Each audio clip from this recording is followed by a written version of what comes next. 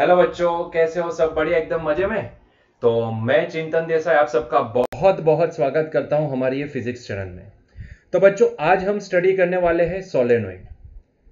बच्चों, आपने कभी एमआरआई का नाम सुना है? शायद सुना होगा सर। सबने सुना है एमआरआई का नाम। अच्छा बच्चों, एमआरआई का अगर नाम सुना है तो आपको यह भी पता होगा कि एमआरआई में क्या किया जाता है। एमआरआई में किसी मैग्नेटिक फील्ड में किसी व्यक्ति को एंटर करवाया जाता है ताकि कुछ उसका रिजल्ट वगैरह निकल पाए और हम उसको स्टडी कर पाए। यस और नो, यही होता है ना। क्योंकि वहां पे एक इंफॉर्मेशन लिखी होती है कि यहाँ पे ये एक मैग्नेटिक जोन है, तो कृपया करके आपके जो मैग्नेटिक फील्ड से अट्रैक्ट होने वाली चीजें हैं उनको यहाँ पे बाहर ही छोड़ दो, आप अंदर नहीं ले जा सकते। ठीक है, तो लोहे की चीजें हैं या फिर मैग्नेटिक फील्ड से अट्रैक्ट होने वाली जो सारी चीजें होती है, जब भी एमआरआई करवाने जाते हो तो आपको बाहर सेफ जोन में, वहां पे बाहर सेल्फ में रखनी पड़ती है। ठीक है, आप कुछ भी ऐसी चीजें वहां पे लेके नहीं जा सकते हो। इसके पीछे का रीजन क्या है? क्योंकि कहीं ना कहीं वहां पे स्ट्रॉन्ग मैग्नेटिक फील्ड होता है। एमआरआई का चैम्बर देखा, ऐसा ऐसा सिलिंड्रिकल जैसा चैम्बर होता है और अंदर व्यक्ति को पहले इलेक्ट्रोमैग्नेट वहां से मैग्नेटिक फील्ड को जनरेट किया जाता है और फिर उस आदमी को सुला के वहां पे वो जो चैम्बर है वहां पे एंटर करवा दिया जाता है। यस और नो, यही उसका स्ट्रक्चर होता है। कभी सोचा है कि ये जो मैग्नेट जो प्रोड्यूस होता है, मैग्नेटिक फील्ड प्रोड्यूस होता है, वो किसकी वजह से प्रोड्यूस हुआ है? सोचा है कभी? ऐसा क्या था वहां पे कि जो यहाँ पे आपने अगर सुना होगा तो वहां पे इंटेंसिटी वगैरह भी चेंज कर सकते हैं, मतलब कि हमारी इच्छा के अनुसार वहां पे मैग्नेटिक फील्ड जनरेट कर सकते हैं। यस और नो, आपको स्ट्रॉन्ग फील्ड चाहे तो वो भी हो सकता है, आपको वीक फील्ड चाहे तो भी हो सकता है। यस और नो, ये सारी चीजें अगर आपने वहां पे कहीं पर किसी का एमआरआई होते देखा है तो शायद आपने ये देखा होगा। यस और नो, तो वहां पे वैसे तो सारी चीजें जो मैग्नेटिक फील्ड से अट्रैक्ट होने वाली होती है वो सारी चीजें अलाउड नहीं होती है, कोई भी चीज अलाउड नहीं होती है। लेकिन वो फिर उतना भी स्ट्रॉन्ग नहीं किया जा सकता, मतलब कि वो उसके रेंज में जहां से हमें नतीजे निकल सकते हैं ना, जो उनका एक्सपेरिमेंट ऑब्जर्वेशन लेना है, वो लेने के लिए जो भी उनका रीडिंग उनको कैप्चर करना है, वो लेने के लिए ही उतनी इंटेंसिटी जितनी चाहिए उतनी ही इंटेंसिटी वहां पे सेट करके रखी होती है। ठीक है, ज्यादा स्ट्रॉन्ग फील्ड वहां पे प्रोवाइड नहीं करते, लेकिन उसका मेन बेनिफिट यही है कि वहां पे हम अपनी इच्छा के अनुसार हम जितना चाहे उतना मैग्नेटिक फील्ड वहां पे जनरेट कर सकते हैं। यस और नो, और यही सबसे बड़ा पॉइंट होता है बच्चों। एक अगर मैग्नेट हमने ले लिया तो वो मैग्नेट हमें ना कहीं कांस्टेंट फील्ड दे सकता है। अगर मैं चाहूं कि वो मैग्नेट की वजह से फील्ड मुझे वेरिएबल मिले, एक मैंने बार मैग्नेट ले लिया, ठीक है, मान लो एक बार मैग्नेट मैंने ले लिया, तो वो बार मैग्नेट ना मुझे एक पर्टिकुलर रेंज का, एक पर्टिकुलर फिक्स वैल्यू का मुझे फील्ड दे सकता है। यस और नो, वो कभी मुझे वेरिएबल फील्ड नहीं दे सकता।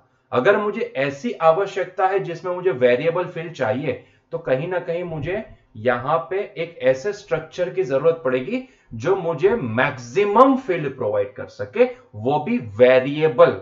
अगर मैं चाहूं उसकी इंटेंसिटी को कम करना चाहूं तो कर सकता हूं, अगर मैं उसकी इंटेंसिटी को इंक्रीज करना चाहूं तो वो भी कर सकता हूं। और मुझे कॉन्सेंट्रेटेड फील्ड चाहिए, मतलब कि पर्टिकुलर रीजन में, जैसे अगर आपने देखा है तो एमआरआई का जो चेंबर होता है ना वो एक सिलिंड्रिकल होता है, मतलब कि हम ये बोल सकते हैं कि वो जो बीच का जो सिलिंड्रिकल जो चेंबर है जहां पे वो पेशेंट को वहां पे एंटर करवा दिया जाता है, वो चेंबर जो भी होता है ना उसमें मैक्सिमम फील्ड होता है। सराउंडिंग में होता है ना नहीं बोलते, लेकिन सबसे स्ट्रॉन्ग इंटेंसिटी कहां पे होगी? वो वहां पे कॉन्सेंट्रेट, उसको बोला जाता है कॉन्सेंट्रेटेड फील्ड। यस और नो, वो चेंबर के अंदर होगी। यस और नो, कभी सोचा है कि ऐसा कॉन्सेंट्रेटेड फील्ड क्या हमें मिल सकता है?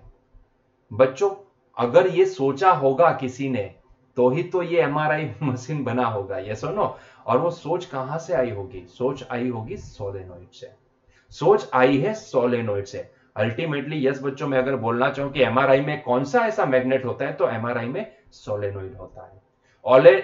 हाँ, एमआरआई में सोलेनोइड होता है। यस नो, सोलेनोइड एक ऐसा स्ट्रक्चर है जो आपको बीच का जो रीजन है ना, बीच का जो रीजन है, जो चैम्बर हम वहां पे देखते हैं, एमआरआई की चैम्बर जिसमें पेशेंट को सुलाया जाता है, वो चैम्बर जो देखते हैं ना उसको बीच का रीजन बोलते हैं। तो वो चैम्बर जो भी है वहां पे मैक्सिमम कॉन्सेंट्रेटेड मैग्नेटिक फील्ड हमें मिल सकती है। यस और नो, तो ये पॉसिबल हुआ किसकी वजह से? सोलेनोइड की वजह से। अगर हमारे पास सोलेनोइड नहीं होता तो हम ये कभी भी अचीव नहीं कर पाते। यस और नो, देखो दो रिक्वायरमेंट होती है, एक तो कॉन्सेंट्रेटेड फील्ड चाहिए, कहां पे? एक्सिस बोलो, वो जो सिलिंड्रिकल चैम्बर है वो चैम्बर की एक्सिस पे मुझे मैक्सिमम फील्ड चाहिए। सराउंडिंग में नहीं हो तो चलेगा, चैम्बर के बाहर नहीं हो तो चलेगा, लेकिन चैम्बर के अंदर मैक्सिमम फील्ड चाहिए, ये सुनो। और दूसरा वो वेरिएबल चाहिए, मतलब मुझे उसको कंट्रोल करना, तो मैं कंट्रोल कर सकता हूं, ठीक है। मुझे ऐसा नोच दिया जाता है जिससे मैं उसकी इंटेंसिटी कंट्रोल कर सकता हूं, यस और नो।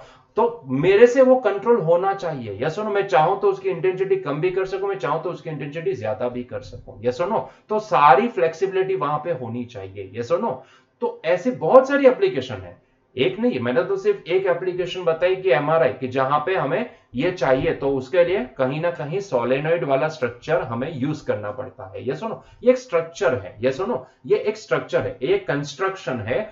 एक्चुअल में अगर मैं चाहूं तो एक बार मैग्नेट भी ले सकता हूं, लेकिन बार मैग्नेट से होता क्या कि भैया फील्ड तो मिलती है, लेकिन वो वेरी नहीं कर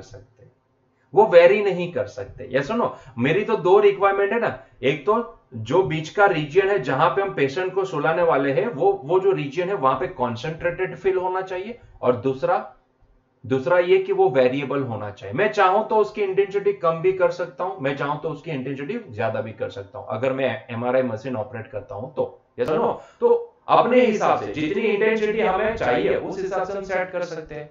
अगर मैं बार मैग्नेट यूज करता तो ये पॉसिबल नहीं होता ना, यस और नो। ये पॉसिबल नहीं होता क्योंकि उसके तो मैग्नेटिक फील्ड फिक्स होगा, यस और नो। तो उसको तो वेरी नहीं कर सकते। चलो कॉन्सेंट्रेटेड तो ला सकते हैं, दो रीजन के बीच में हम कॉन्सेंट्रेटेड फील्ड तो जनरेट कर सकते हैं, लेकिन फिर भी वो वेरी नहीं कर सकते, यस और नो। तो वहां पे एक लिमिटेशन आ जाती है, तो इसीलिए वो नहीं यूज हो सकता। अच्छा, मान लो कि मैं अगर एक करंट कैरिंग कंडक्टर ले लूं तो क्या उससे मैं ऐसा कुछ जनरेट कर सकता हूं?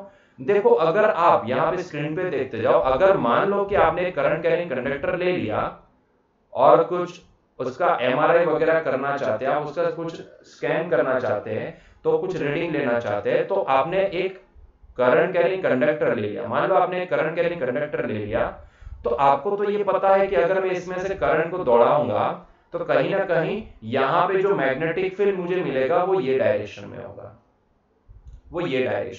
Yes no. So this is the direction of magnetic field. आपको ये सारी चीजें पता है कि जो मैग्नेटिक फील्ड जनरेट होगा ना बच्चों, वो मैग्नेटिक फील्ड वो फैलता हुआ जनरेट होगा, मतलब कि वो जहां पे कॉन्सेंट्रेटेड चाहिए ना वहां पे ये कॉन्सेंट्रेटेड नहीं रहेगा, ठीक है। वो धीरे धीरे जैसे दूरी बढ़ती जाएगी तो वो वीक होता जाएगा। तो कहीं ना कहीं ये जो चीज जो हमें चाहिए ना, कॉन्सेंट्रेटेड मैग्नेटिक फील्ड, कि जितने रीजन में पेशेंट को सुलाने वाले उतने रीजन में ही हमें मैक्सिमम मैग्नेटिक फील्ड चाहिए, तो वो यहाँ पे अचीव नहीं हो सकता है। तो इसका ना साइंटिस्टों ने एक तोड़ निकाल लिया कि भैया अगर स्ट्रेट वायर यूज नहीं कर सकते क्योंकि वो कॉन्सेंट्रेटेड फील्ड नहीं प्रोवाइड करता है, ठीक है। हम बार मैग्नेट यूज नहीं कर सकते क्योंकि बार मैग्नेट से प्रॉब्लम क्या आता है, बार मैग्नेट काम तो करता है, स्ट्रॉन्ग फील्ड तो देता है, लेकिन वो वेरिएबल नहीं होता है।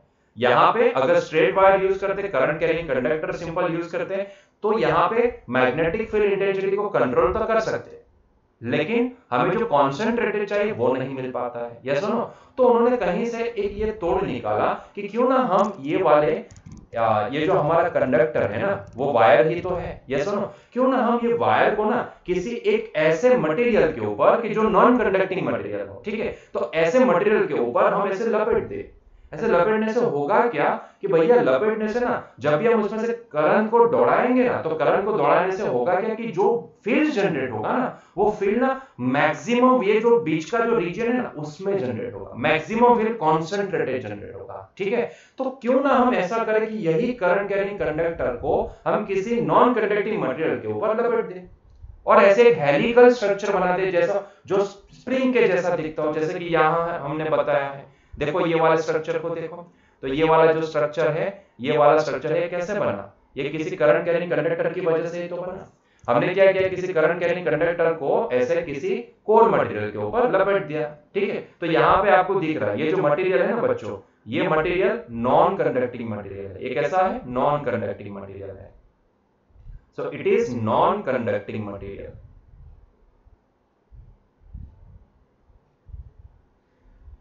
ठीक है। इसके ऊपर जैसे ही हम ऐसे तार को लपेट देते हैं तो कहीं ना कहीं जो स्ट्रक्चर बनेगा ना वो स्ट्रक्चर हमें जो फील्ड प्रोवाइड करेगा ना बच्चों, वो possible maximum concentrated field generate करेगा। ये सुनो, जैसे कि यहाँ पे हमने यहाँ पे दिखाया, देखो ये बाजू वाली जो फिगर है ना, यहाँ पे जरा ध्यान, ये वाली फिगर पे ध्यान दो। तो यहाँ पे हमने क्या किया, ये जो टर्मिनल है इसको पॉजिटिव टर्मिनल से कनेक्ट कर दिया किसी बैटरी के साथ, और इसको हमने नेगेटिव टर्मिनल से कनेक्ट कर दिया। तो आपको पता है बच्चों करंट की डायरेक्शन क्या होती है। सो अगर मैं यहाँ पे करंट की डायरेक्शन बताऊं तो ये येलो कलर का जो डॉट डॉट डॉट है ना, वो करंट का फ्लो दिखा रहा है, ठीक है। तो करंट यहाँ से जनरेट होकर ये वाली डायरेक्शन में एंटर करेगा, ठीक है। करंट यहाँ पे गया, करंट यहां से वापस ये वाली डायरेक्शन में बाहर आया, ठीक है। वापस लूप में अंदर घुमा, वापस यहां से आपको बाहर आता नजर आएगा, वापस लूप में घुमा, वापस यहां पे बाहर नजर आता दिखेगा। ये सुनो, तो कहीं ना कहीं अगर आप इसको नोटिस करते जाओगे ना तो आपको ये दिखेगा कि करंट ना ऐसे लूप में ऐसे घूम रहा है। ये सुनो, करंट ऐसे लूप में घूम रहा है। तो मैंने यहाँ पे बाजू में ना उसकी डायरेक्शन भी बताई। तो देखो ये करंट को लूप में घूमने से, ये जो हमने यहाँ पर राइट हैंड थंब रूल का मान लो इस्तेमाल किया है ये डायरेक्शन को निकालने के लिए, तो right hand thumb rule, right hand thumb का मतलब राइट हैंड थंब रूल है ना, राइट हैंड पाम रूल है, तो पाम हमें फाइनल डायरेक्शन दिखाती है। तो यहाँ पे हमने बोला राइट हैंड थंब रूल है, तो थंब हमें कहीं ना कहीं मैग्नेटिक फील्ड की डायरेक्शन दिखाएगा। यस और नो। तो जैसे ही मान लो कि ये हमारे पास क्या है, ये एक लूप है। यस और ये एक लूप है। तो करंट ऐसे एंटर कर रहा है, यहां से बाहर निकल रहा है, ऐसे बाहर निकल रहा है, ठीक है। तो मैं उसकी करंट की डायरेक्शन में अगर मैं फिंगर्स को फोल्ड करूंगा ना, तो ये जो थंब की डायरेक्शन होगी ना, वो थंब की डायरेक्शन आपको क्या दिखाएगी, मैग्नेटिक फील्ड इंटेंसिटी की डायरेक्शन दिखाएगी। यस और नो। तो कहीं ना कहीं यहां पे अगर जैसे ही हमने इसको ऐसे लपेटा और लपेट के इसमें से करंट का फ्लो करवाया ना, तो हमने ये पाया कि ये जो मैक्सिमम फील्ड इंटेंसिटी थी ना, वो बीच में आ रही थी। ये जो हमारी जो लूप है ना, इसके बीच में से ये जो सेंटर है ना, ये दोनों के बीच का जो रीजन है ना, सिलिंड्रिकल जो सेंटर है, चैम्बर जिसको बोल देते हैं, इन दोनों के बीच का जो गैप है, ऐसे ऐसे चैम्बर है ना, तो ये बीच का जो रीजन है ना, तो ये रीजन में मैक्सिमम फील्ड इंटेंसिटी आ रही थी। तो सराउंडिंग में बाहर की ओर बहुत ही, अब जीरो के बराबर बोलो, बहुत ही कम फील्ड इंटेंसिटी थी, लेकिन मैक्सिमम कहां पे थी, बीच में थी। यस और नो, मैक्सिमम बीच में आ रही थी। और इतना ही नहीं, क्योंकि इसको कंट्रोल किया जा सकता है। यस और नो। एक तो हमें चाहिए था कि कॉन्सेंट्रेटेड फील्ड हो, ठीक है, मतलब कि मैक्सिमम फील्ड किसके बीच में आए, तो मैक्सिमम फील्ड ये जो हमारा स्प्रिंग वाला ऐसा स्ट्रक्चर है ना, इसके बीच में आए, मतलब कि एमआरआई मशीन का जो चैम्बर होते हैं उसके बीच में आए। यस और नो, मैक्सिमम फील्ड वहां पे आए। तो ये तो यहां से अचीव होगा। जैसे उन्होंने देखा करंट को दौड़ा ऐसे लपेटने के बाद, तो हमें पता चला कि भैया मैक्सिमम फील्ड देखो ना, यहाँ पे मैक्सिमम फील्ड लाइंस को देखो, ये वाली लाइंस को देखो, ये वाली लाइन को देखो, सारी मैक्सिमम फील्ड लाइन कहां पे जा रही है, बीच में से जा रही है। यस और नो। मतलब कि कहीं ना कहीं ऐसा लूप वाला स्ट्रक्चर यूज करने से, हेलिकल स्ट्रक्चर यूज करने से, वही कंडक्टिंग तार जो स्ट्रेट वायर था, तब वो हमें रेडिएटेड वाला, मतलब कि वीक मैग्नेटिक फील्ड दे रहा था। मतलब जैसे जैसे आप उससे दूर जाओगे तो वो जो उसकी मैग्नेटिक फील्ड इंटेंसिटी होती थी वो कम होती जा रही थी। वही तार को जैसे हमने लपेट दिया और हेलिकल स्ट्रक्चर बना दिया, तो अभी वो हमें बीच में जो रीजन है ना, वहां पे मैक्सिमम फील्ड इंटेंसिटी दे रहा है। यस और नो। तो यही तो हमें चाहिए था, अभी धीरे धीरे आपको क्लैरिटी आ रही है कि क्यों वो जो अपना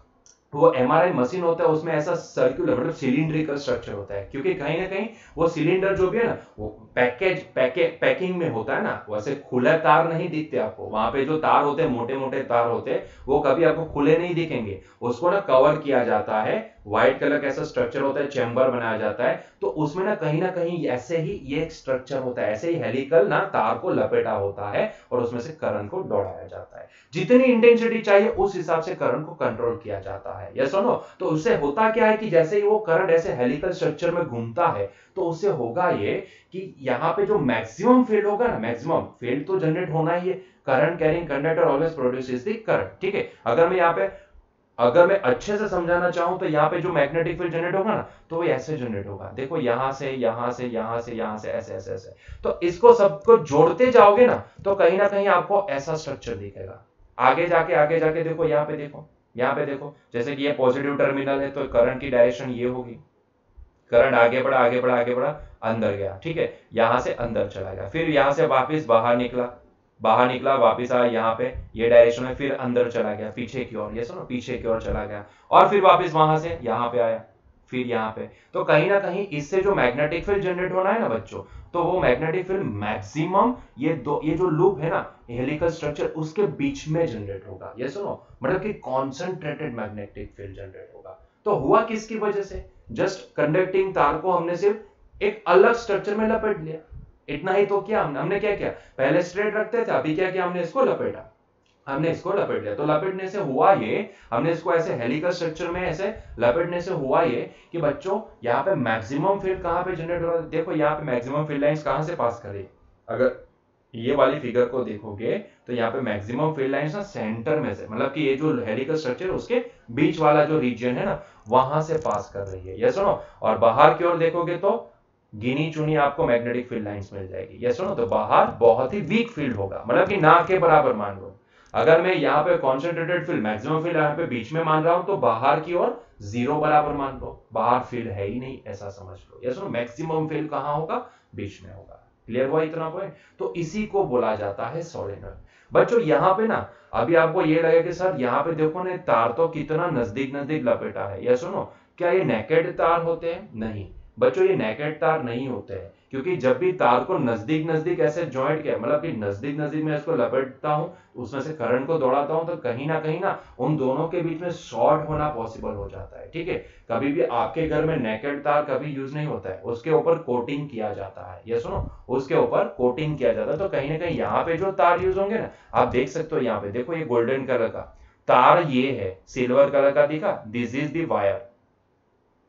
और ये जो गोल्डन कलर का है वो क्या है इसका, यस प्रोटेक्शन शील्ड, मतलब कि उसको बोल सकते हैं जैकेटेड वायर, ये सुनो।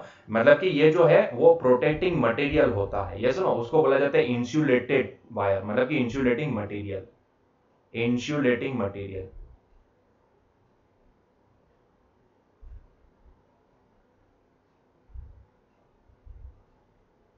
इसका मतलब ये होता है कि आपके घर में जो तार है, ठीक है, अगर आप वही तार को, सील्डेड तार होता है ना, उसके ऊपर येलो कलर का, ग्रीन कलर का, ब्लू कलर का कोटिंग होता है, ये सुनो। कोटिंग के पीछे का रीजन यही होता है कि वो दोनों तार जब, क्योंकि यहाँ पे जब भी वायरिंग वगैरह करते हो आपके घर में कराया जाता है, तो वहां पे तार ना छोटे से सेक्शन में से पास किया जाता है, बहुत सारे तार को ना एक साथ ऐसे गुच्छा बना के पास कर देते हैं, सुनो, क्योंकि तार बहुत ही नजदीक नजदीक होते हैं। अभी सोचो कि वहां पे कई बार शॉर्ट सर्किट होता है ना तार गर्मी से, क्योंकि तार के पास भी खुद का रेजिस्टेंस होता है, आप ये पढ़ चुके हो कि रेजिस्टेंस कभी भी कोई एनर्जी को स्टोर नहीं करता है, तो वो हीट के फॉर्म में रिलीज करता रहता है, ठीक है। तो कई बार होता है कि मैक्सिमम हीट प्रोड्यूस होते होते जैसे टाइम बीतता जाता है, तो वैसे लॉन्ग टाइम के बाद वो तार ना पिघलने लगते हैं, मतलब तार नहीं पिघलते, लेकिन उसके ऊपर का जो जैकेटिंग मटेरियल होता है ना, कोटेड मटेरियल, येलो कलर का, ग्रीन कलर का, वो मटेरियल पिघलने लगता है, और जैसे पिघलने लगते एक दूसरे के साथ चिपक जाते हैं, ठीक है। तो कई बार ऐसा होता है कि वो तार ना नेकेड हो जाते हैं, मतलब कि जो कोटिंग था वो एक दूसरे के साथ चिपक गया और वहां से हट गया, तो दो तार जब भी ऐसे कांटेक्ट में आ जाते तो उसको हम बोलते हैं शॉर्ट सर्किट। तो तब शॉर्ट सर्किट हो जाने का डर रहता है, यस और नो। उसी को प्रोटेक्शन के लिए कई पहले फ्यूज लगाते थे, अभी एमसीबी लगाते हैं, यस और नो, क्या ताकि शॉर्ट सर्किट हो तो वहीं से कनेक्शन रुक जाए, यस और नो। खैर उसके ऊपर चर्चा नहीं करना, हमें शॉर्ट सर्किट नहीं पढ़ना है, लेकिन हमें यह समझना है कि यहाँ पे जो ऐसे तार का जो कोटिंग होता है ना, क्योंकि ये बहुत ही नजदीक नजदीक लपेटा जाता है, जैसे कि यहाँ पे आप देख सकते हो, ठीक है, बीच में कितना डिफरेंस है, देखो बीच में कितना गैप है, बहुत ही छोटा गैप है ही नहीं, ऐसा समझ लो, ये सुनो। तो ऐसे केस में ना ये तार के, ये जो तार होते हैं जिसको लपेटा जाता है उसको विथ इंसुलेटिंग मटेरियल, जो मटेरियल जो कोटेड उसके ऊपर होता है, कोटिंग होता है, उसके साथ लपेटा जाता है, यस और नो। नहीं तो क्या होगा, दोनों ऐसे कांटेक्ट में आ जाएंगे तो शॉर्ट सर्किट होने का डर रहता है, ठीक है। तो उलमे से चुलमे भर जाते हैं। इसमें होता क्या है कि भैया हमें चाहिए मैग्नेटिक फील्ड, कॉन्सेंट्रेटेड फील्ड, और उसको पाने के लिए हमने ऐसे सोलेनोइड बना दिया, लेकिन फिर देखा कि भैया ये तो नेकेड तार था, और जैसे नेकेड तार कांटेक्ट में आ गए तो क्या होगा, शॉर्ट सर्किट होगा, तो सर्किट तो वैसे ही स्वाहा हो जाएगी, यस और नो। तो ऐसा नहीं होता है, यहाँ पे इंसुलेटेड तार होता है। क्लियर हुआ ये पॉइंट? आ रहा है समझ में? तो सोलेनोइड का जो दो हमारा मेन इंपॉर्टेंट पॉइंट था वो क्या था, देखो जैसे कि एमआरआई की बात की, ऐसा ऐसा जरूरी नहीं है कि सोलेनोइड सिर्फ एमआरआई मशीन में ही यूज है, उसके बहुत सारे यूज है। जैसे सोलेनोइड वाल्व भी यूज होते हैं, सोलेनोइड वाल्व, वाल्व का मतलब क्या होता है, कभी वाल्व शब्द सुना है? वाल्व किसी पर्टिकुलर क्वांटिटी को कितना जाने देना, कितना लिमिट करना, कितना रोकना, मतलब कि आपका जो टैप होता है ना उसके बराबर, ठीक है। लेकिन वो वाल्व जो होता है ना वो ऑटोमेटेड होता है, उसमें ना फिक्स किया जाता है कि इतना अमाउंट ऑफ, चाहे वो हाइड्रोलिक हो या चाहे वो किसी गैसियस फॉर्म में हो, गैस हो या हमारा लिक्विड फॉर्म हो, ठीक है, उसको कंट्रोलिंग, उसका फ्लो को कंट्रोल करने के लिए वाल्व लगाया जाता है। अब ये जो वाल्व होता है ना, वाल्व ગુજરાતીમાં આપણે વાલ બોલીએ, યસ નો, કદાચ એ વાલ શબ્દ તમે રસોડામાં પેલું આપણે શું કે કુકરની અંદર પણ તમે સાંભળેલો હશે, બરાબર છે, એમાંથી જે પેલું આપણે શું કે વરાળ બહાર નીકળે એના માટે, યસ નો। કે वो अलग चीज होती है, वहां पे भी वाल ही शब्द यूज होता है। लेकिन मैं बात कर रहा हूँ ऐसे इंडस्ट्रियल वाल की, मतलब कि आप सोचो ना कि एक इंडस्ट्री, बहुत बड़ी इंडस्ट्री है जहां पे बॉयलर वगैरह सारी चीजें लगी हुई है, ये सुनो, वहां पे उनका जो भी प्रोडक्शन है वहां पे उनको स्टीम एनर्जी की जरूरत है, तो वो क्या करते हैं, बॉयलर वगैरह लगाते हैं। अभी उसमें पानी का फ्लो मेंटेन करने के लिए, या फिर कोई केमिकल कंपनी है जिसमें किसी जो उनके केमिकल्स है उनका मिक्सिंग करने के लिए उसको कंट्रोल, उसका फ्लो को कंट्रोल करने की बहुत ही जरूरत पड़ती है, ठीक है। तो उसमें ना मैन्युअली सारी चीजें नहीं की जाती है। इंडस्ट्रियल ऑटोमेशन नाम की एक चीज होती है जहां पे सारी चीजें ऑटोमेटेड होती है, मतलब कि कंट्रोलिंग रूम में बैठो और वहीं से सारी चीजों को कंट्रोल करो, यहां से एक बटन प्रेस किया, वहां पे सारी चीजें अपने आप ऑपरेट होने लगेगी। तो वहां पे सोलेनोइडल वाल्व यूज होता है। ये सुनो, ये सोलेनोइडल वाल्व इसलिए यूज होता है, इसको कई बार हाइड्रोलिक वाल्व भी बोला जाता है, वहां पे यूज होने वाला इंडस्ट्री में।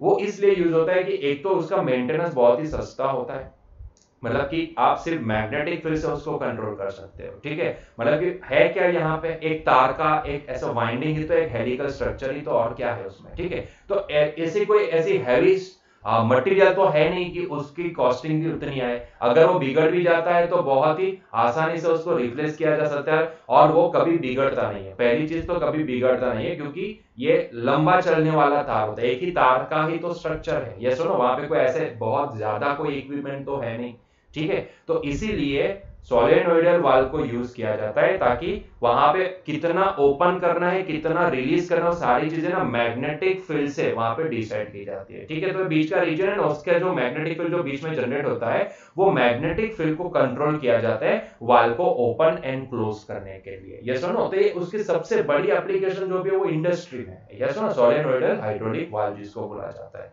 खैर, हमें उसको समझने की जरूरत नहीं है। इंडस्ट्रियल इलेक्ट्रॉनिक्स अगर आप पढ़ोगे तो वहां पे सोलेनोइड का पूरा ऐसा इंडस्ट्रियल वाल्व के ऊपर पूरे 2-3 चैप्टर आ जाएंगे, तो वहां पे आपको डिटेल में चर्चा में आ जाएगा। ये सुनो, if you are taking the mechanical engineering then, ये सुनो, हमें अभी के लिए इतना समझना है कि जब भी हमें मैक्सिमम फील्ड की जरूरत पड़ती है, सेंटर में कॉन्सेंट्रेटेड फील्ड की जरूरत पड़ती है, तब हम सोलेनोइड को यूज करेंगे। ये सुनो, है कुछ भी नहीं, वो हमारा ही ये कंडक्टिंग वायर का ऐसा स्ट्रक्चर है जिसको हेलिकल लूप में ऐसे स्ट्रक्चर में कन्वर्ट कर दिया जाता है, दैट्स इट, ठीक है। एक सीधा सा एक तार लेते हो तो वो कभी इतना कॉन्सेंट्रेटेड फील्ड सेंटर में नहीं देता है, ठीक है। इसीलिए मैंने एमआरआई का एग्जांपल दिया। इसके पीछे का रीजन है कि एमआरआई सबको पता है, आपने देखा भी होगा, मूवीज वगैरह में भी देखा होगा। ये सुनो, तो एमआरआई का नाम सुना है इसलिए मैंने एमआरआई का एग्जांपल दिया। तो वहां पर भी सोलेनोइड ही होता है। ये सुनो, जो सिलिंड्रिकल स्ट्रक्चर है तो उसमें वो जो पैकेजिंग है उसके अंदर सोलेनोइड ही होता है, मतलब कि तार का ऐसा हेलिकल स्ट्रक्चर ही होता है जिसमें से करंट को दौड़ाया जाता है। ये सुनो, ताकि बीच में मैक्सिमम फील्ड मिले। ये सुनो, आपने देखा एक चीज नोटिस की कि बीच में जो भी मैक्सिमम फील्ड मिला वो कहीं ना कहीं लीनियर जैसा दिख रहा है, मतलब कि बार मैग्नेट की तरह काम कर रहा था। देखो यहाँ पे देखो, इसीलिए इसको नॉर्थ पोल बोल दिया और इसको साउथ पोल। ये फिगर को देखो, ये फिगर को देखो, एक को नॉर्थ पोल बोला, एक को साउथ पोल, मतलब कि कहीं ना कहीं कॉन्सेंट्रेटेड फील्ड ना हम बार मैग्नेट की तरह यहाँ पे यूज कर सकते हैं। जो बार मैग्नेट हमें फील्ड प्रोवाइड करता है ना, वैसा ही फील्ड हमें यहाँ पे ये सोलेनोइड के बीच का जो रीजन है, सिलिंड्रिकल रीजन, वहां पे मिल रहा है। यस और नो, क्लियर हुआ यहां तक पॉइंट है कि नहीं? यस और नो, तो ये होता है सोलेनोइड। यस और नो, पता होना चाहिए कि सोलेनोइड कहां पे यूज होता है, क्यों हमें सोलेनोइड बनाने की जरूरत पड़ी। यस और नो, इसके पीछे का रीजन क्या है। अगर हमें कॉन्सेंट्रेटेड मैग्नेटिक फील्ड चाहिए तो we must have to use solenoid, ठीक है। और यहां पे जो मैंने दिखा है वो बैटरी इसलिए दिखाई तो क्योंकि आप कहीं ना कहीं यहीं से करंट का फ्लो करवा के, मतलब कि करंट का फ्लो करवा के इसके बीच में मैग्नेटिक फील्ड जनरेट करवा सकते हैं। इसका मतलब ये होता है कि अगर if you are controlling this current, अगर आप करंट को कंट्रोल करते हो तो कहीं ना कहीं आप ये बीच में जनरेट होने वाला मैग्नेटिक फील्ड को भी जनरेट कर सकते हो। क्लियर हुआ यहां तक पॉइंट है कि नहीं? यस और नो। तो यहां पे अभी दो टर्म ऐसी हम यहां पे पढ़ने वाले हैं। पहली तो total number of turns per unit length, एक चीज, एंड दूसरा मैग्नेटिक फील्ड।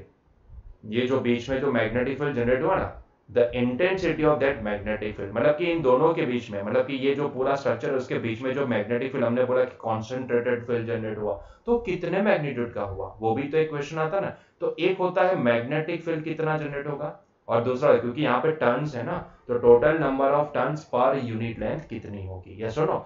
खैर इसका तो सीधा फॉर्मूला है, लेकिन मैग्नेटिक फील्ड यहाँ पे जो भी निकाला है ना उसको थोड़ा अच्छे से समझेंगे, या सुनो वो थोड़ा अच्छे से समझेंगे, तो ध्यान से देखते जाएगा, जो मैं यहाँ पे समझाना चाहता हूँ उसको ध्यान से देखते जाएगा। या सुनो पहले हम डिफाइन करते हैं total number of turns per unit length, ठीक है। तो उसके लिए अज्यूम कर लो बच्चों कि मान लो कि ये जो मैंने सोलेनोइड लिया ना, ये वाली फिगर में मैं बताता हूं, मान लो उसकी लेंथ कितनी है, टोटल लेंथ L है, ठीक है। मान लो टोटल लेंथ कितनी है, L है, तो टोटल लेंथ यहां पे बच्चों L के बराबर है, ऐसा अज्यूम कर लो, ठीक है।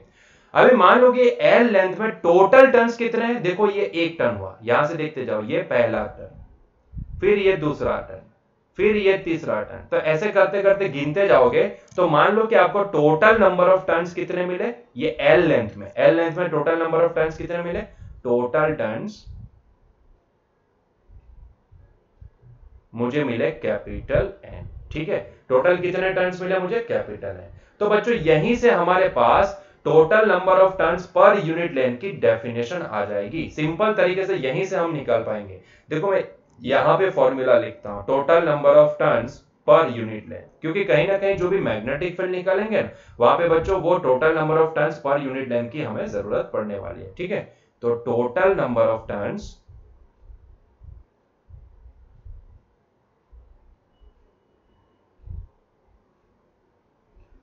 पर यूनिट लेंथ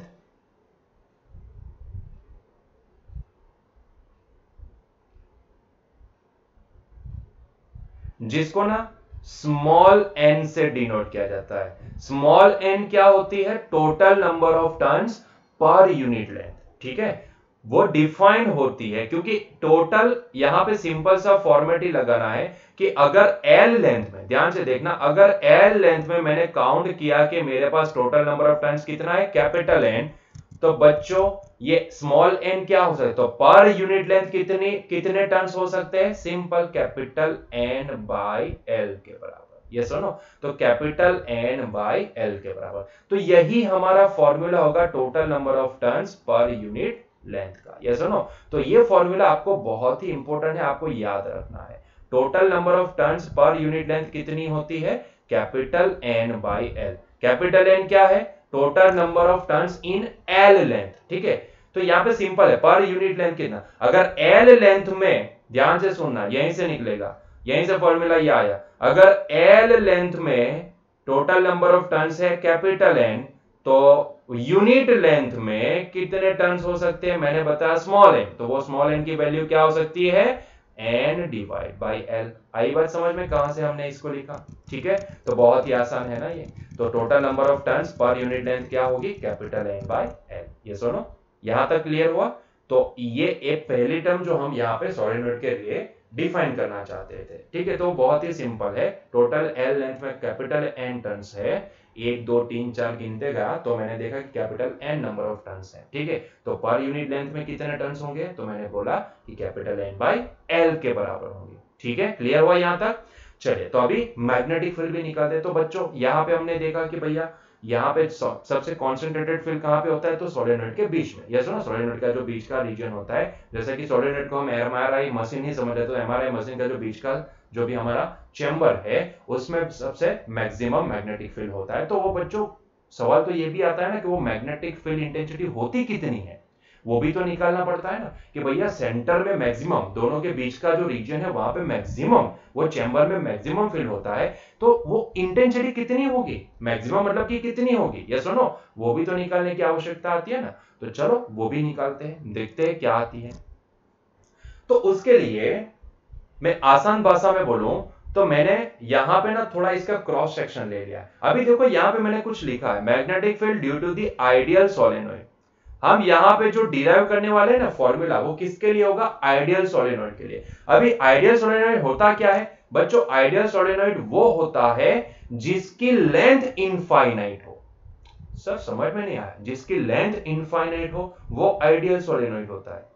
मतलब कि आइडियल सोलेनोइड के केस में ही सेंटर में मैक्सिमम फील्ड होता है, और ऐसा सोलेनोइड जो आइडियल तब बोला जाता है जब उसकी लेंथ क्या हो, इनफाइनाइट हो। मतलब कि एमआरआई मशीन में अगर मैक्सिमम फील्ड बीच में आ रहा है, वो बीच का जो चैम्बर है वहां पे आ रहा है, तो कहीं ना कहीं वो एक आइडियल सोलेनोइड होगा। लेकिन उसकी लेंथ इनफाइनाइट तो नहीं होगी, उसकी लेंथ तो लिमिटेड होगी। यस और नो बच्चों, इनफाइनाइट का जो यहाँ पे मीनिंग है ना वो ये है कि लेंथ के रिस्पेक्ट में, ध्यान से सुनना, यहाँ पे ना गलती हो सकती है। बहुत सारे बच्चे ना यहाँ पे यही क्वेश्चन लेके आते हैं बाद में कि सर यहाँ पे बोला कि आइडियल सोलेनॉइड वो होता है जिसकी लेंथ इनफाइनाइट होती है, लेकिन यहाँ पे तो फाइनाइट लेंथ है, और फिर कैसे हम यहाँ पे इसको इनफाइनाइट बोल सकते हैं। बच्चों ये इनफाइनाइट कौन से टर्म है, कौन से टर्म में बोला जाता है कि उसकी लेंथ तो भैया फाइनाइट ही होती है, लेकिन अगर मान लो कि इसकी लेंथ, ध्यान से सुनना, ध्यान से सुनना, ये जो सोलेनॉइड है मान लो कि मैंने इसकी लेंथ कितनी ली है, मान लो अज्यूम कर लो कि मैंने इसकी लेंथ बच्चों ली है L, ठीक है, और ये इसकी लेंथ L है, और इसका जो डायमीटर है ना बच्चों, ये डायमीटर, ये जो मैंने हेलिकल स्ट्रक्चर बनाया उसका जो कोई डायमीटर होगा ना, वो डायमीटर जो भी है वो मान लो स्मॉल d है। तो जब बच्चों L is very greater than small d होगा ना, so at that time only I can say that this solenoid is having infinite length। ये सुनो, मतलब कि उसका जो डायमीटर है, उसका जो वाइंडिंग बन रहा है, ऐसे जो सर्कल लूप बन रहे हैं ना, वो लूप का डायमीटर के कंपैरिजन में उसकी जो लेंथ होती है ना, मतलब कि मैंने मान लो कि ये पेन है, तो पेन की जो ये लूप बन रही है ना, कितनी छोटी लूप बनी, कितना छोटा सर्कल दिख रहा है आपको, और उसके रिस्पेक्ट में अगर मैं ये इतनी लंबी लेंथ ले लूं तो इसके ये जो सर्कल बना ना छोटा सा, उसके रिस्पेक्ट में ये लेंथ क्या हो जाएगी, इनफाइनाइट, बहुत बड़ी लेंथ है। ये सुनो, बहुत बड़ी लेंथ है। तो ऐसे केस में ये सोलेनॉइड क्या बोला जाता है, इनफाइनाइट लेंथ सोलेनॉइड, मतलब कि आइडियल सोलेनॉइड। तो आइडियल सोलेनॉइड के केस में अभी आपको कोई डाउट नहीं होना चाहिए कि आइडियल सोलेनॉइड केस का केस कब बोल सकते हैं, ठीक है, कब वो आइडियल सोलेनॉइड क्या कहलाता है, कैसे सॉरी कब वो आइडियल सोलेनॉइड कहलाया जा सकता है। यस और नो, उसके पीछे का रीजन क्या है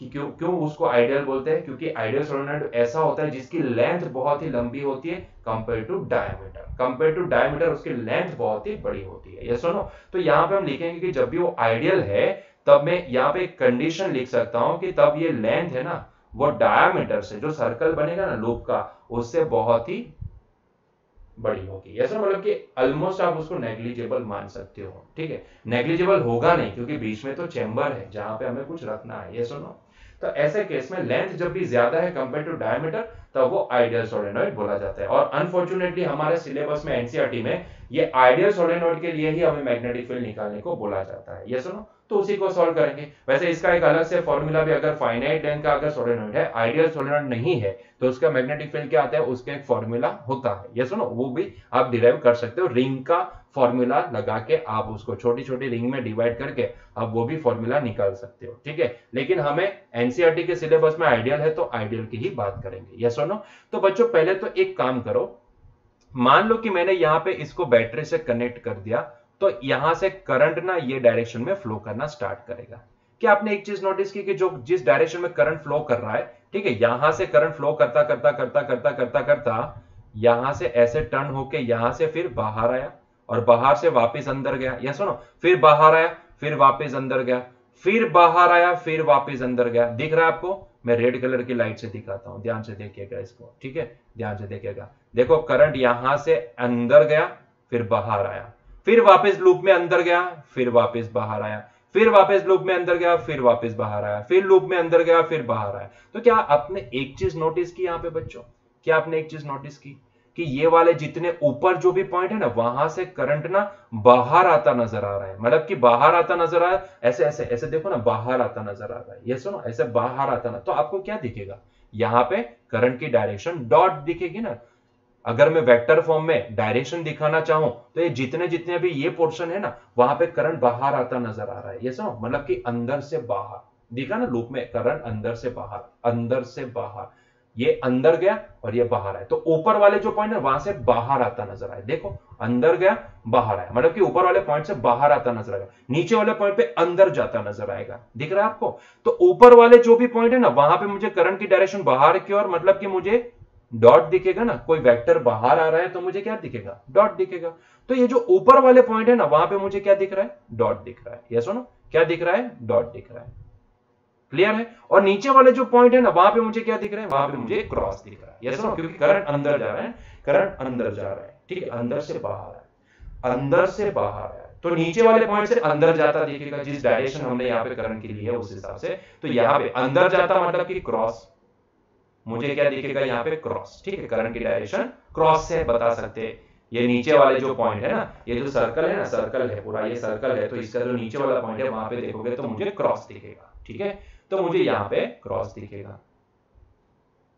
अभी सोचो कि ये जो सोलेनॉइड है ना, ये जो सोलेनॉइड है, ठीक है, हमने इतना तो समझ लिया कि नीचे वाला, ये मान लो कि ये एक सोलेनॉइड स्ट्रक्चर है, ठीक है, ये ऐसा सोलेनॉइड स्ट्रक्चर है, तो नीचे वाले जितने भी पॉइंट आएंगे वहां पे हमें क्रॉस दिखेगा और ऊपर से करंट बाहर आता है, मतलब कि डॉट देखेंगे। मैंने क्या किया, यही सोलेनॉइड को बीच में से काट लिया, मतलब कि इसका क्रॉस सेक्शन ले लिया, ठीक है, ऐसे दिख रहा है आपको, बीच में से काट, ठीक है, काटोगे तो आपको क्या दिखेगा, यहाँ पे देखो ये वाली फिगर में जो दिख रहा है ना, ऐसा दिखेगा, ठीक है, आधा सोलेनॉइड आपने यहाँ से काट लिया, ये वाला सेक्शन निकालिए, और ये पीछे वाला जो सेक्शन था ना, ऐसा सेक्शन रहा, ऐसा सेक्शन रहेगा, तो उसको आपने रहने दिया, ये आगे वाला सेक्शन था उसको काट लिया, ठीक है, तो ऐसा सेक्शन आपको रहेगा, यस नो, और वो मैंने ऐसे 2D में, ऐसे 3D में ऐसे दिखेगा, ठीक है, लेकिन 2D में आपको ऐसे दिखेगा ना, यस नो, तो ये 2D में मैंने यहाँ पे बाजू में ड्रॉ कर दिया, ठीक है।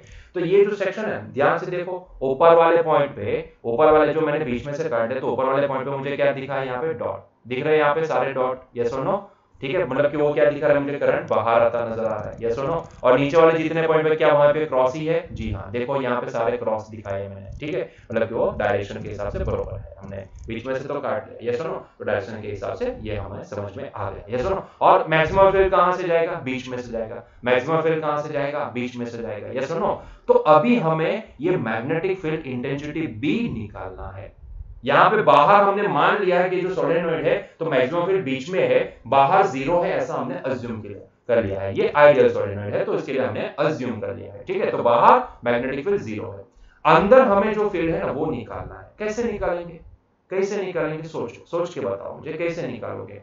तो हमारे पास इसको सॉल्व करने के लिए एम्पियर सर्किटल लॉ है, अभी हमने पढ़ लिया है, ठीक है, इसीलिए पहले एम्पियर सर्किटल लॉ पढ़े और फिर सोलेनॉइड टॉपिक दिया जाता है, ये सुनो, ताकि आप यहाँ पे सोलेनॉइड की वजह से आने वाला मैग्नेटिक फील्ड निकाल सको। तो मैक्सिमम फील्ड कहाँ पे, सेंटर में, और अगर आप डायरेक्शन देखोगे तो यहाँ पे देखो फिगर में डायरेक्शन देखो, ये थंब वाली डायरेक्शन दिखाई है, राइट हैंड थंब रूल का यूज किया है, देखो ध्यान से देखो, करंट यहां से बाहर आ रहा है, यहां से बाहर, आपको शायद वो मिरर इमेज होगी तो थोड़ा उल्टा दिखेगा, मुझे पता नहीं है, लेकिन आपको ऐसे दिखेगा, ठीक है, ये बाहर आ रहा है, आप अपने मुंह के और ऐसे ऐसे फिंगर्स को कर्ल करो, या फिर ये जो सोलेनॉइड है उसके लिए जो मैंने यहाँ पे ड्रॉ करके दिया है उसकी डायरेक्शन में देखो, तो आपको मैग्नेटिक फील्ड कौन सी डायरेक्शन में नजर आएगा, देखो क्रॉस का मतलब अंदर जाता और डॉट का मतलब बाहर आता, तो इस डायरेक्शन में अंदर से बाहर ऐसे फिंगर्स को आप कर्ल करोगे तो आपको जो थंब है ना वो थंब की डायरेक्शन ये दिखेगी। तो अगर मैं ये यहाँ पे दिखाऊं तो ये मैग्नेटिक फील्ड ना ये डायरेक्शन में आएगा, मैग्नेटिक फील्ड लाइंस ये डायरेक्शन में होगी, ठीक है, ये डायरेक्शन में मैग्नेटिक फील्ड लाइंस होगी। क्लियर है पॉइंट, क्लियर है, तो इसी डायरेक्शन में मैंने यहाँ पे दिखाया है, क्लियर हुआ ये पॉइंट, ठीक है। तो अभी हमने क्या किया, तो अभी इसकी वजह से जो बीच में जो मैग्नेटिक फील्ड होते हैं जो मैक्सिमम होता है, ठीक है, वैसे बोलने के लिए मैक्सिमम बोलते हैं लेकिन होता है वहीं पे फील्ड मानते हैं, बाहर जीरो मान लेते हैं, ठीक है।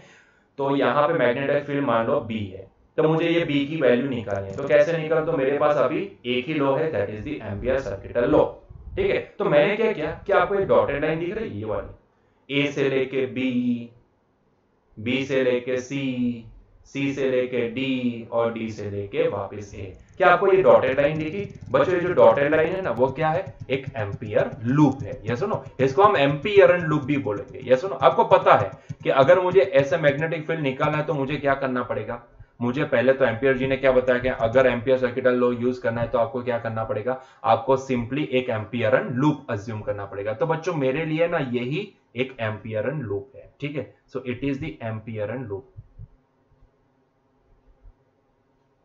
मैंने तब बताया था कि एम्पियरन लूप आप सर्कल भी मान सकते हो, आप स्क्वायर भी मान सकते हो, आपके ऊपर डिपेंड करता है, ये सुनो। यहां पे हमने क्या मान ली है, रेक्टेंगल मान लिया, ठीक है। ऐसी लूप की जिसका आधा सेक्शन अंदर है, सोलेनॉइड के अंदर है, मतलब कि मैं अगर यहां पे दिखाना चाहूं ना तो मैं यहां पे ऐसे दिखा सकता हूं। ये अभी मैं इसके मैग्नेटिक फील्ड को ना मैं यहां से रब कर देता हूं, ठीक है, इसको मैं मिटा देता हूं।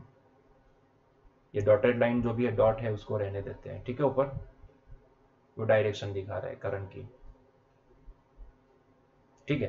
तो मैंने क्या किया, मैंने यहीं पे एक लूप अज्यूम कर लिया, ऐसी लूप कि जिसका आधा सेक्शन ना अंदर जा रहा हो ऐसे, ठीक है, और आधा बाहर रहता हो, ऐसा एक मैंने रेक्टेंगुलर लूप अज्यूम कर ली, ठीक है। ये वाला पॉइंट मान लो ए है, सो this is the point A, यहां पे पॉइंट बी है, यहां पे पॉइंट सी है एंड यहां पे पॉइंट डी है, ठीक है, ए बी सी डी। तो ऐसी लूप मैंने 2D में यहां पे क्रॉस सेक्शन बीच में से काट के मैंने यहां पे बताया है, ठीक है।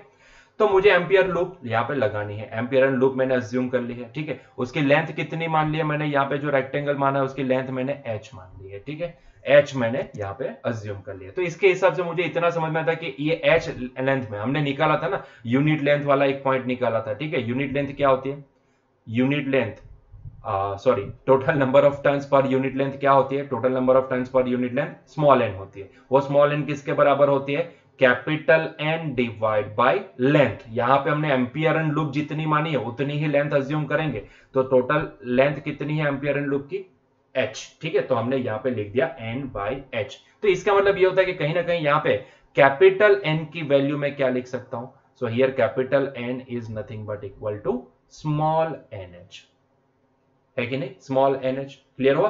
तो यहां पे कैपिटल एन क्या है, ये h लेंथ में, ये h लेंथ में आने वाले टोटल नंबर ऑफ टर्न्स। तो ये पहला टर्न होगा, इसके बाजू में दूसरा होगा, तीसरा होगा, चौथा, इस तरह से आप टोटल निकालने जाओगे तो ये h लेंथ में कितने हैं, इतनी लेंथ में कितने टर्न्स है, टोटल कैपिटल n है। तो पर यूनिट लेंथ कितने होंगे, कैपिटल n बाई h होंगे। तो n इज इक्वल टू क्या हो गया, स्मॉल n इंटू h हो गया, ठीक है। इतना समझ में आया।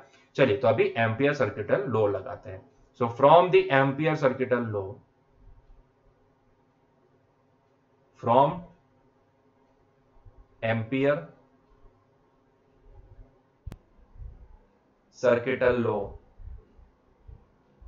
अच्छा बच्चों ध्यान से देखो, फ्रॉम एम्पियर सर्किटल लॉ हम क्या बोल सकते हैं यहां पे, फ्रॉम एम्पियर सर्किटल लॉ हमें पता है लॉ क्या था, closed loop integral B vector dot product with DL vector that is equals to mu zero I in, यही फॉर्मूला था, यस और नो। लेकिन जरा सोचो ना, वो तो एक पूरा सर्कल था, यहां पे तो हमारे पास एक रेक्टेंगल है। तो यहां पे ध्यान से देखोगे ना बच्चों, तो यहां पे हमारे पास a से b के लिए अलग इंटीग्रेशन बनेगा, b से c के लिए अलग, c से d के लिए अलग एंड d से a के लिए अलग। तो मैं यहाँ पे ना ये पूरी टर्म को ना यहाँ पे सेपरेट कर देता हूं। तो ये जो पहली हमने क्लोज लूप इंटीग्रेशन लिखी ना, वो लोग a से लेके b के लिए थी, ठीक है, क्योंकि वहां से फिर डायरेक्शन चेंज हो रही है, तो मुझे उसको अलग इंटीग्रेशन से लिखना पड़ेगा। टोटल लूप कवर होनी चाहिए, उस हिसाब से आप इंटीग्रेशन को भी स्प्लिट कर सकते हो, इसमें कोई प्रॉब्लम नहीं। वहां पे सर्कल में स्प्लिट करने की जरूरत नहीं पड़ी थी, तो हमने नहीं किया था। यहाँ पे जरूरत है, रेक्टेंगल है, डायरेक्शन चेंज हो रही है, बी से डायरेक्शन चेंज हो रही है, सी से डायरेक्शन वापस चेंज हो रही है, डी से डायरेक्शन वापस चेंज हो रही है, तो हम उसको स्प्लिट करेंगे, ठीक है। तो फिर सेकंड टर्म मैंने क्या लिखी, तो यहाँ पे सेकंड टर्म मैंने लिखी कि यार क्लोज लूप इंटीग्रल ए से लेके बी तो लिख लिए, अभी बी से लेके सी, ये क्लोज लूप इंटीग्रल है, तो बी से लेके C B vector dot product with DL vector,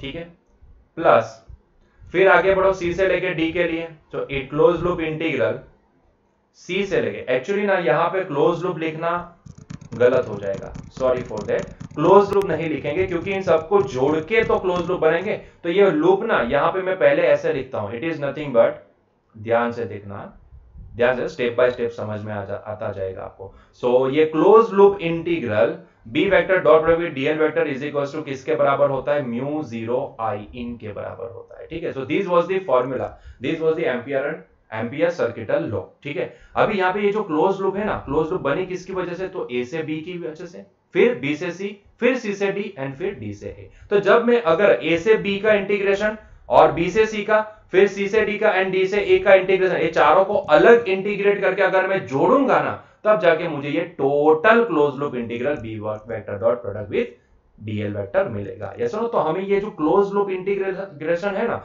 वो क्लोज लूप बनाने के लिए मुझे उसको 4 अलग अलग इंटीग्रेशन में डिवाइड करना पड़ेगा, तब जाके मुझे क्लोज लूप मिलेगा। तो यही क्लोज लूप को ना मैं सेपरेटली ऐसे लिख सकते हैं, इट इज नथिंग, अभी देखो ये क्लोज लूप का सिंबल हट जाएगा, ए से लेके B vector dot product with DL vector. क्यों हट गया इसका समझ में आया, क्योंकि अभी ए से लेके बी ये तो एक लेंथ है ना, वो थोड़ी ना क्लोज लूप होगी, वो थोड़ी ना क्लोज लूप होगी। तो यहां से क्लोज लूप का सिंबल निकल गया, ठीक है। क्लोज लूप बना किसकी वजह से, ए से बी, फिर बी से सी, फिर सी से डी एंड फिर डी से ए, तो इसकी वजह से क्लोज लूप बना था, ठीक है। तो प्लस इंटीग्रल बी से लेके सी, यहां पे स्मॉल लिखे है यार बार बार, चलो चलो, तो ये स्मॉल ए से बी, नहीं तो आप बोलोगे सर यहाँ पे कैपिटल स्मॉल प्रॉब्लमेटिक है। चलो फिर यहां से बी से लेके सी, अभी इतना तो समझ सकते हो। चलो, B vector dot product with DL vector, ठीक है, प्लस इंटीग्रल सी से लेके D, B vector dot product with DL vector, plus integral D से लेके ए, डी से लेके A, B vector cross product with DL vector, that is equals to mu not I in. I in की value बाद में लिखेंगे, ठीक है, पहले इसको समझ लो। ए से लेके बी के लिए क्या होगा, ए से लेके बी के लिए ध्यान से देखोगे ना, तो इसका डीएल वेक्टर कौन सी डायरेक्शन में, ध्यान से देखो। सो this is the direction of DL vector. और सोचोगे तो मैग्नेटिक फील्ड भी वही डायरेक्शन में है, देखो मैग्नेटिक फील्ड भी तो ये डायरेक्शन में, तो देखो मैग्नेटिक फील्ड भी ये डायरेक्शन, थंब की डायरेक्शन में मैग्नेटिक फील्ड है, एंड डीएल वेक्टर भी वही डायरेक्शन। एरो लिखा है ना, वो लूप के एरो हमने लगाया है, देखो लूप के एरो को देखो, ये वाला एरो देखो, ये एरो है डीएल का एरो, मैंने समझाया था एम्पियर लूप में, जिस डायरेक्शन में आप लूप बनाते हो ना, वही डायरेक्शन हो जाएगी किसकी, डीएल की, ठीक है। तो यहाँ पे बी और डीएल के बीच का एंगल क्या है, 0 डिग्री है, दोनों एक ही डायरेक्शन में। तो बी और डीएल के बीच का एंगल 0 है, तो मैं इसको डायरेक्टली लिखूंगा ए से लेके बी का इंटीग्रेशन, इसको मैं लिखूंगा B into dl into cos 0, ठीक है, इंटू कॉस 0। क्लियर है? तो cos 0 तो 1 होता है, तो उसको लिखने की जरूरत नहीं है, तो मैं इसको मिटा देता हूं और इसको सीधा इतना ही b इंटू डीएल लिखता हूं। अच्छा, अभी बात आती है b और c के बीच की। तो देखो इसका b और c के बीच में डीएल वेक्टर कौन सी डायरेक्शन में है, वर्टिकली अपवर्ड, और मैग्नेटिक फील्ड कौन सी डायरेक्शन में, x डायरेक्शन में। तो डीएल वेक्टर y डायरेक्शन में and magnetic field x direction में, तो दोनों के बीच का एंगल कितना, 90। cos 90 क्या होता है, 0 होता है। cos 90 क्या होगा, 0 होगा। तो इसको मैं लिखूंगा b से लेके c, ये हो जाएगा b into dl into cos 90, yes और नो। और क्योंकि ये टर्म cos 90 0 होती है, इसलिए पूरा इंटीग्रेशन क्या हो जाएगा, 0 हो जाएगा, ठीक है। प्लस c से लेके d की बात करें, देखो dl की डायरेक्शन क्या है, dl की डायरेक्शन है ये, this is the direction of dl, ठीक है। dl की डायरेक्शन है नेगेटिव एक्स एक्सिस, ये वाली डायरेक्शन dl की है, and magnetic field x positive x axis, तो दोनों के बीच का एंगल कितना हो सकता है, 180। सो ये हो जाएगा b into dl into cos 180, है कि नहीं, है कि नहीं। चलो, प्लस आखिरी टर्म d से लेके a, अगेन देखो d से लेके a के लिए b vector dot product with dl vector, तो मैं इसको लिखूंगा b इंटू डीएल, ठीक है, अभी वेक्टर को निकालो, b इंटू डीएल, मैग्नीट्यूड लिखेंगे। अभी यहां पे भी देखो एंगल क्या है, दोनों के बीच का एंगल क्या है, डीएल नीचे की डायरेक्शन में, बी एक्स डायरेक्शन में, तो दोनों के बीच का एंगल भी 90 डिग्री, तो इसको मैं लिखूंगा cos 90 डिग्री, ठीक है। It is equal to mu 0 I n. अभी तक आई इन नहीं लिखे है, उसको बाद में लिखेंगे, ठीक है। तो ध्यान से देखो, ये वाली टर्म 0, ये वाली टर्म की बाद में बात करते हैं, ये वाली टर्म भी 0 हो गए, ये दोनों तो 0 हो गए, बचा ये B dl cos 180 degree, B dl cos 180 degree. देखो यहां पे cos 180 तो -1 होता है, तो इसकी वजह से तो ये टर्म 0 नहीं होगी, लेकिन क्योंकि वो वाला जो डायरेक्शन है, ये वाली जो हमारी लूप का जो सेक्शन है, वो सेक्शन ना सोलेनोइड के बाहर है, और हम क्या मानते हैं, जब भी सोलेनोइड होता है तो मैक्सिमम फील्ड कहां पे, बीच में कॉन्सेंट्रेटेड पे, और बाहर की तरह नेग्लिजिबल। यहां पे नेग्लिजिबल का मतलब क्या मानेंगे, 0। तो यहां पे ना ये मैग्नेटिक फील्ड 0 है, बाहर है, इसलिए मैग्नेटिक फील्ड 0 है, और मैग्नेटिक फील्ड 0 है, इसके लिए ये पूरी टर्म 0 हो रही है, ये सुनो। तो बचा कितना, यहां पे बचा b इंटू डीएल, एक ही तो टर्म बची, और उसमें भी b कांस्टेंट है, यूनिफॉर्म है, तो b को बाहर निकाल लेते हैं। तो a से लेके b की लेंथ में dl that is equal to क्या हो जाएगा, अभी देखो म्यू 0 इंटू आई इन। अभी बारी आती है आई इन की। बच्चों आई इन क्या होगा, देखो एक टर्म में, एक टर्न अगर है, एक टर्न, एक लूप है, एक लूप में अगर आई करंट है, ठीक है, तो ऐसी अगर मान लो कैपिटल एन टर्न है, तो कैपिटल एन टर्न्स में कितना करंट होगा, एन टाइम्स आई, यस और नो। तो अगर मान लो कि एक टर्न में करंट कितना है, एक टर्न, एक आटो, एक टर्न में करंट कितना है, आई, ठीक है। तो ऐसे कितने टर्न है, 1 2 3 4 अप टू कहां तक, एन तक, ठीक है। एन टर्न्स है, कैपिटल एन टर्न्स है, ठीक है। तो कैपिटल एन टर्न्स का टोटल करंट निकाला जाए तो कितना होगा, एक टर्न के साथ आई करंट एसोसिएटेड है, तो टोटल कैपिटल एन के साथ n टाइम्स आई, यस और नो। तो यही होगा मेरे लिए आई इन। आई इन का मतलब क्या, एम्पियर लूप में एनक्लोज होने वाला करंट। हमने क्या माना, एम्पियर लूप में कितने टोटल टर्म, एम्पियर लूप कितनी है, कितनी लेंथ की है, h लेंथ की है, ठीक है। तो उतनी लेंथ में कितने टर्न्स है, हमने कितना माना, कैपिटल N टर्न्स है। तो उतनी लेंथ में बाउंडेड करंट भी कितना होगा, कैपिटल N टाइम्स I के बराबर, यस और नो। अभी देखो यहां पे A से लेके B की इंटीग्रल डीएल, डीएल का मतलब क्या, ये जो छोटे छोटे टुकड़े हैं ना, इसका इंटीग्रेशन मतलब कि इन सब टुकड़ों को जोड़ दो तो मुझे क्या मिलेगा, total length of A B मिलेगी कि नहीं मिलेगी। ये line integration from A to B क्या होगा, लेंथ ऑफ ए बी, और ए बी की लेंथ किसके बराबर है, एच के बराबर है, ठीक है। ये इंटीग्रल, ये वाली टर्म क्या शो करती है, it showing the yes length of section A B, total A और बी के बीच की दूरी, यस और नो। तो वो कितनी है यहाँ पे, h के बराबर है। तो ये होगा b इंटू h, that is equals to mu zero n I. Capital N का वैल्यू मैं क्या लिख सकता हूं, यहाँ पे स्मॉल n इंटू एच, यहाँ पे हमने फाइंड आउट किया था, यस और नो। तो वही वैल्यू यहाँ पे प्लेस करें, तो small n into small h into I. तो बच्चों यहां से देखोगे ना तो h तो कैंसिल हो जा रहा है। तो यहीं से हमें ये जो बीच का जो सेक्शन है उसमें मैग्नेटिक फील्ड कितना मिला, देखो B is equals to mu zero, अच्छा सेविंग में प्रॉब्लम हो गया, म्यू जीरो एन आई के बराबर, यस और no. So this is the magnetic field provided by solenoid in between that region, yes और नो। मतलब कि हमारा जो ये एमआरआई सेशन, एमआरआई जो मशीन है उसके बीच का जो चेंबर है उसमें कितना मैग्नेटिक फील्ड जनरेट हो सकता है, म्यू जीरो एन आई के बराबर, अगर हम उसको सोलेनॉइड मानते हैं तो सोलेनॉइड का जो बीच का रीजन है उसमें मैक्सिमम मैग्नेटिक फील्ड कितना आ सकता है, म्यू जीरो एन आई के बराबर, यस नो। ये फील्ड इतना होता है बीच का सेक्शन में, ठीक है, बीच के सेक्शन में इतना फील्ड होता है और वो यूनिफॉर्म होगा, वो यूनिफॉर्म होगा, यस और नो, वो हमेशा यूनिफॉर्म होगा। देखो ना किसके ऊपर डिपेंडेंट है, total number of turns per unit length and current के ऊपर, यस और नो। तो उसकी वैल्यू कब वेरी हो सकती है ये फील्ड की, जब आई वेरी किया जाए, मतलब कि यहां पे हम फील्ड को कम या ज्यादा, मतलब सॉरी उल्टा दिखा दे, ज्यादा या कम दिखा सकते, ज्यादा या कम कर सकते हैं, उसकी इंटेंसिटी इंक्रीज कर सकते हैं, डिक्रीज कर बाय कंट्रोलिंग द करंट। इसीलिए तो मैंने बोला था कि सोलेनॉइड एक ऐसा स्ट्रक्चर होता है कि जो करंट से कंट्रोल हो जाता है, मतलब कि आप करंट को लिमिट करो, फील्ड यहां पे लिमिट हो जाएगा, करंट को इंक्रीज करो, फील्ड इंक्रीज हो जाएगा। और यही तो हमें चाहिए, यही तो हमें चाहिए। हमारी एप्लीकेशन जो भी है वहां पे सोलेनॉइड वाल्व है, तो कितना ओपन करना है, कितना क्लोज करना है, कितने टाइम में ओपन करना है, कितने टाइम में क्लोज, वो सारी चीजें किसके ऊपर डिपेंड होती है, करंट के ऊपर। और वहां पे वही होता है, डिस्क्रीट सिस्टम होती है, यहां से बटन दबाए सीधा सिग्नल गया करंट के फॉर्म में, और वही करंट उसको कंट्रोल करता है, यस और नो। तो यही होता है सोलेनॉइड। और मैक्सिमम फील्ड कहां पे मानते हैं हम, बीच के सेक्शन में, बीच के रीजन में। कितना होता है, म्यू जीरो एन आई के बराबर, ठीक है। क्लियर हुआ यहां तक पॉइंट। तो आई होप सो कि आपको सोलेनॉइड समझ में आया है।